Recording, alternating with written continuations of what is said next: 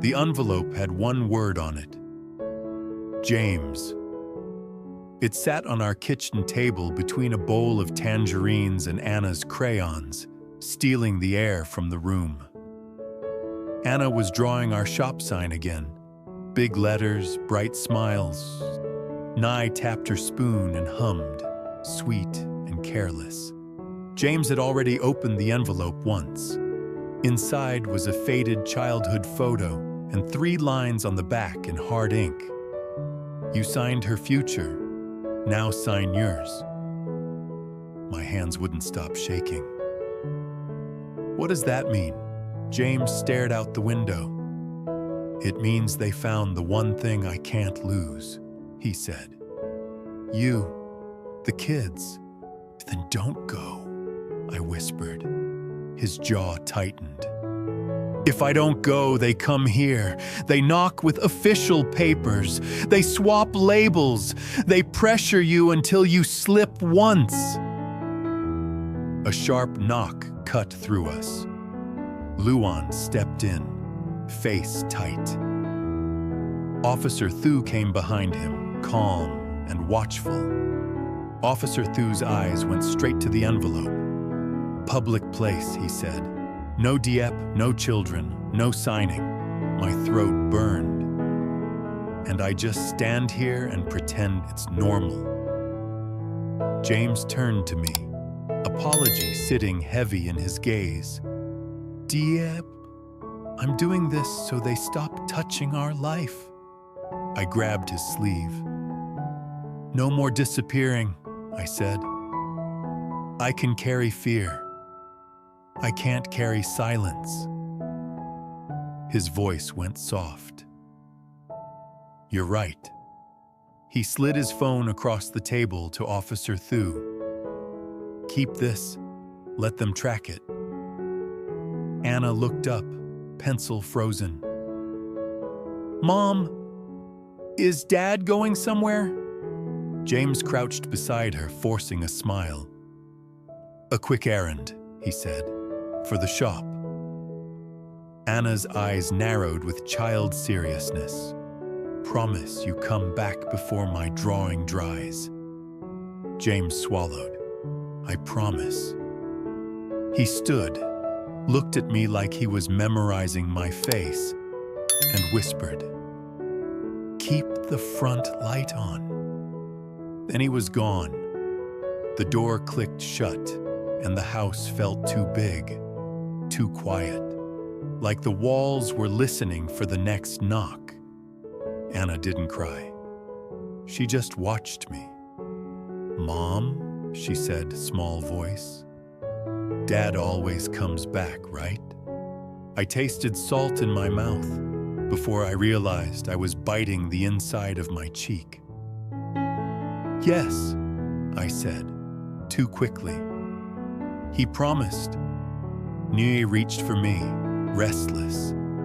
I held her tighter than usual and told myself, breathe. Don't let the children feel the shaking inside your bones. At the gate front shop, life didn't pause for my panic. I stacked mangoes with hands that wanted to shake and forced my smile into place.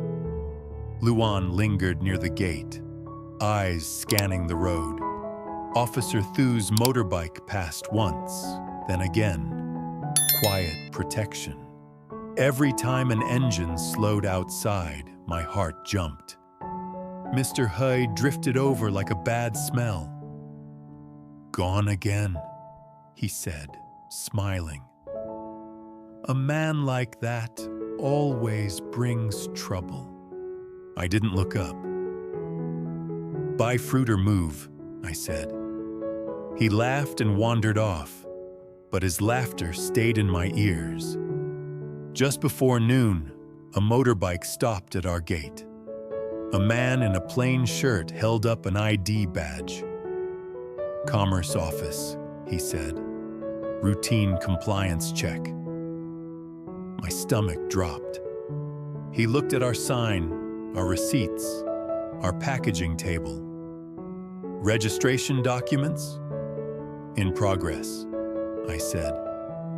Here, supplier invoices, contracts, receipts. He flipped a page. In progress can be a problem. My fingers went cold. Anna stood beside me, small but stubborn, as if her little body could block trouble from stepping closer. Officer Thu appeared at the gate edge. We've had intimidation attempts in this area, he said. Fake notices, label sabotage.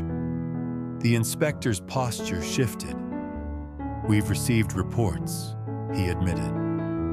Any name confusion complaints? He asked. Yes, I said, and my voice didn't shake. We documented everything. I handed him time-stamped photos and records. He studied them, then nodded. Good, he said quietly. Anna lifted her chin. My mom does, she said. The inspector signed a simple form. No penalty, no closure. As he left, he lowered his voice. When pressure fails, tactics change. After he rode away, my knees went weak. I gripped the counter until the world steadied. My phone buzzed. Luan, he's inside. 2 men, public, calm. I'm watching. I forced myself to greet a customer and hand over change like my heart wasn't cracking. Another buzz from an unknown number, not signing, coming home. James. At 2:10, James returned, steady, quiet, alive. His eyes found mine first, like he needed proof I was still standing. Anna ran to him. Before my drawing dried, James dropped to his knees and opened his arms. I kept my promise. Nye squealed and reached for him. He lifted her and kissed her cheek like an apology. When the shop thinned, he leaned close behind the counter. They didn't threaten, he murmured. They smiled. They called me by an old name I haven't heard in years, like they wanted to remind me who I used to be. My skin crawled. And the paper? They slid a pen toward me, he said. Clean paper, clean words, that I'll step away if they decide, that I won't use outside connections for you. Control, dressed up as kindness. And you? I asked. I didn't sign. He pulled out a stamped receipt. Ms. Trang, he said. The resort. I told her what's happening. She agreed to sealed crates with verification codes, a deposit for next week.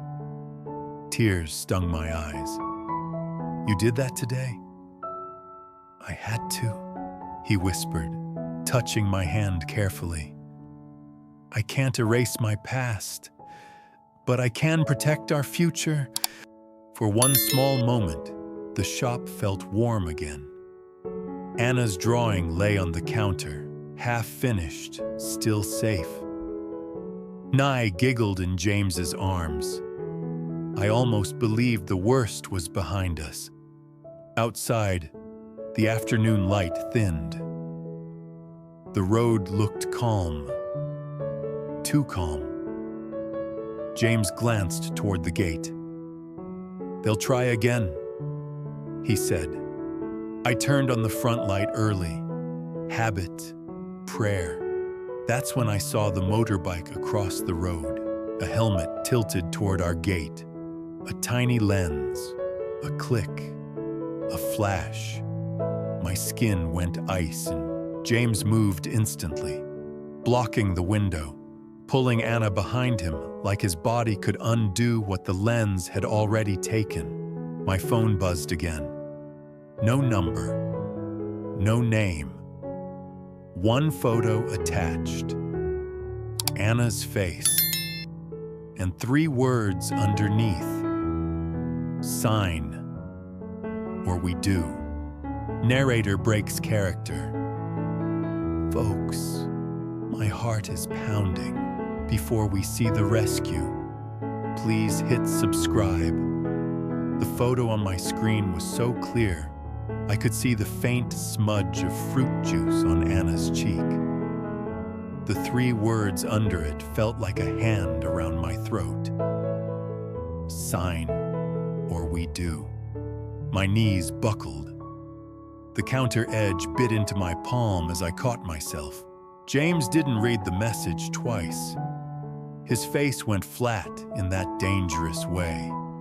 Too calm, like something inside him had locked down to keep him from breaking. He scooped Anna up without scaring her, like she was just a sleepy kitten. "Back room," he murmured, and his voice was steady, but his fingers shook against her hair. Anna's eyes were wide. "Mom, why are you cold?" I didn't realize I was trembling until she said it. "I'm not cold," I lied, forcing my mouth into a smile that tasted like metal. "Just surprised." Another click from outside. James's shoulder stayed pressed to the window line, blocking the view. "Don't look," he whispered to Anna. She nodded fast, like she understood more than I wanted her to. Luan was already moving. He was at the gate in 2 steps, eyes snapping to the road. "Helmet," he said, voice tight. Black visor, camera mount. Officer Thu's motorbike engine rose in the distance. Louder, sharper. Not casual anymore. Not looping. Coming. I clutched my phone so hard it hurt. "They have her face," I breathed. "They have my child." James turned to me, and for a second the mask cracked. I saw raw guilt, the kind that can't sleep. "This is on me," he whispered. I grabbed his wrist. Hard. "No," I said. "This is on the people who think fear is a business." Officer Thu slid in at the gate like a shadow made of steel. He didn't ask questions first. He looked at the screen. He looked at Anna's terrified eyes. Then his voice dropped into that calm that makes you obey without thinking. "Everyone inside. Lock the gate. Luan, eyes on the road. But don't chase alone. James, do not run. Do not negotiate." James's jaw flexed. "They want me to sign." Officer Thu nodded once. "Good. Let them think you will. We control the next move." The next buzz came immediately. A call. Unknown number. My finger hovered over the screen like it was a snake. James answered. "Speak!" A man's voice slid out, smooth, polite, almost bored. "You're making a little shop look very expensive, James." James didn't blink. "Don't use my child." A soft chuckle. "Child, we only take what you already put on the table. You signed her future. Now you sign yours." My stomach turned. The voice wasn't screaming. It didn't need to. It had that cold confidence of someone who thinks they already own you. "What do you want?" James asked. "A signature," the voice said. "Tonight, 8 o'clock, same place, alone. If you bring police, well..." My heart banged against my ribs. I could hear my own pulse like footsteps in a hallway. James's voice went lower. "If you come near my family again..." "Then what?" The man interrupted softly. You'll be a hero in public and a corpse in private? Officer Thu lifted 2 fingers. Quiet signal. Keep him talking. Keep him calm. James inhaled, controlled his breath. 8 o'clock, he said. I'll be there. The line went dead. For a moment, no one moved. Then Anna whispered, "Mom, are bad people coming?" The question was a blade. I knelt, pulled her into my arms, pressed my cheek to her hair. She smelled like paper and crayons, and the warm, sweet breath of a child who still believed adults could stop storms. "No," I whispered. "Not here." She clung to me. "But they took my picture." "I know." My voice cracked. I forced it back together. "And we're going to make sure they never get close enough to do it again." James crouched in front of her. His eyes were wet, and that terrified me more than the message. "Anna," he said, "you did nothing wrong. You hear me? Nothing." Anna stared at him, small mouth trembling. "Then why are you mad?" James swallowed hard. "I'm mad because I should have kept you farther from my old life." Officer Thu cut in gently, like a hand on a burning shoulder.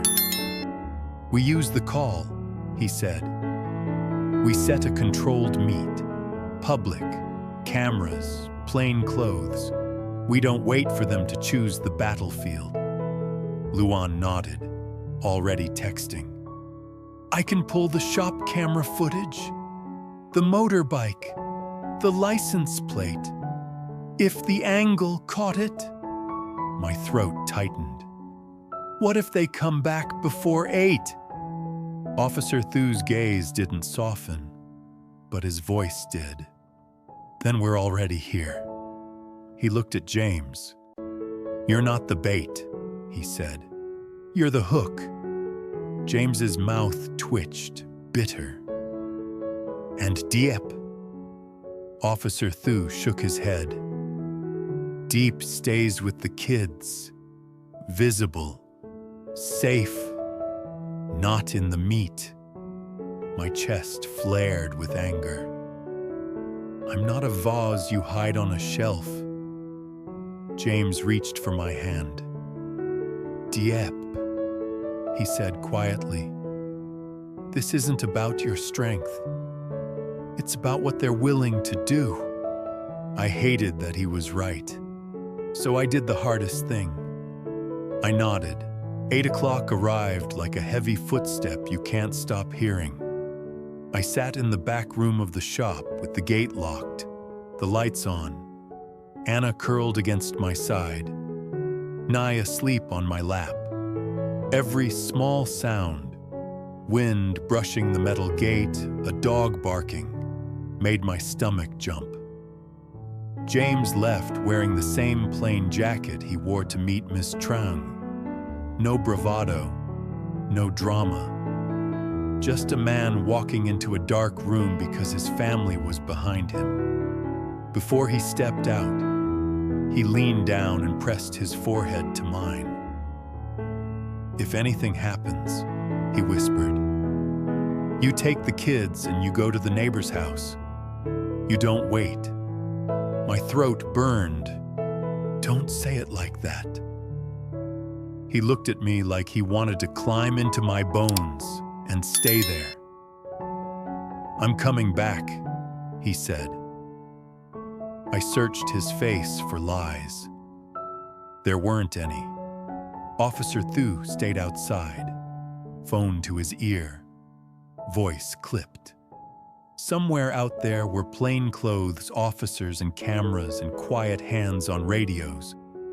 Inside, Anna whispered, "Mom, can I hold the drawing?" I handed it to her. Her fingers trembled as she held the paper, like the drawing itself was an anchor. "Dad promised," she murmured, staring at the crayon fruit baskets. "Before it dries." I kissed her temple. "Yes," I whispered. "He promised." Then my phone buzzed again. A text from Luan. "Got the plate. Got the helmet guy's face on camera. He circled twice. He's not clean." My breath caught. Another buzz. "Officer Thu." "They're here, stay inside. Do not open." I pressed my palm to my mouth to keep from making a sound that would scare the children. Minutes stretched like thin wire. Then, another message. This one from James. They brought the pen. I brought nothing. I pictured him standing in that public place, lights overhead, strangers pretending not to see, the old name like a collar around his neck. I squeezed Anna's hand until my fingers ached. Another buzz, this time from Officer Thu. "Move." One word, like a door slamming. I held my breath so long my chest hurt. Then the next message landed like rain after fire. "We have one."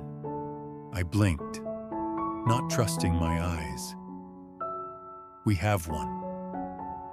The helmet guy ran. He tripped. Camera seized. The caller is not present, but we have evidence. My knees went weak. I slid down against the wall, pulling Anna and Nye close, and for the first time all day, I let my tears come. Silent, hot, unstoppable. Anna touched my cheek. "Mom, is it over?" I swallowed. "The scary part for tonight is," I whispered. The door at the back clicked. James stepped in, alive. His face was pale, his jaw tight. But he was here. Anna launched off me like a tiny rocket and slammed into him. "Daddy!" James caught her and held her so hard I saw his shoulders shake. He closed his eyes like he was thanking God without words. "I came back," he whispered into her hair, before it dried. I stood slowly, legs numb. James looked at me, and something in his eyes cracked open. Relief, pain, love, all mixed together. They didn't get close. He said, "They wanted me to panic. They wanted me to sign, but Officer Thu..." They moved fast. Officer Thu appeared at the doorway, face still calm. "Helmet guy is in custody," he said. Camera and phone seized. That photo of Anna came from across the road. They never touched her, but they will answer for it. I shook my head, rage rising now that fear had loosened its grip. And the caller? Officer Thu's eyes went distant. The caller uses layers, disposable numbers. Someone who knows how to stay clean. James's mouth tightened. Someone who knows my old name. Silence fell, thick and heavy. Anna pulled back, looking between us. "Dad," she whispered. "Will they take my picture again?" James cupped her face in both hands. "No," he said, and his voice was different now. Not tired, not pleading, solid. "Because we're changing everything." He looked at me. Sealed crates, verification codes, more cameras. We don't let anyone stand across the road unseen again. I nodded, wiping my cheeks. And I won't stand alone and pretend I'm fine, I said. No more silence. James exhaled, like he'd been holding his breath for years. No more. Officer Thu stepped closer, lowering his voice. One more thing, he said. The helmet guy had a paper in his pocket, not a contract. James's eyes narrowed. What was it? Officer Thu held it up, a printed photo of our shop, our gate, our sign, and a circle drawn around the back room window. My stomach turned. Officer Thu's voice stayed calm, but each word hit like a warning bell. This wasn't about fruit, or paperwork, or labels. James's arm tightened around Anna. It was about fear, he said. I felt my spine straighten. No, I corrected softly, surprising myself with the steadiness in my own voice. It was about control. I walked to the front and flipped the switch. The shop light spilled out onto the road, bright, unashamed. The night stared back, empty for now. James came up behind me, warm and solid. They wanted us to close, he murmured. I watched the light hold its ground. Then they chose the wrong family, I said. Behind me, Anna's pencil scratched across paper again. Fast, determined. I'm drawing a bigger sign, she announced, fierce as a little soldier. So everyone knows it's our shop. James let out a shaky laugh that sounded like someone learning how to breathe again. And in that moment, I understood something simple and sharp. They could steal a photo. They could send threats. They could whisper an old name into the dark. But they couldn't make us disappear. Not anymore.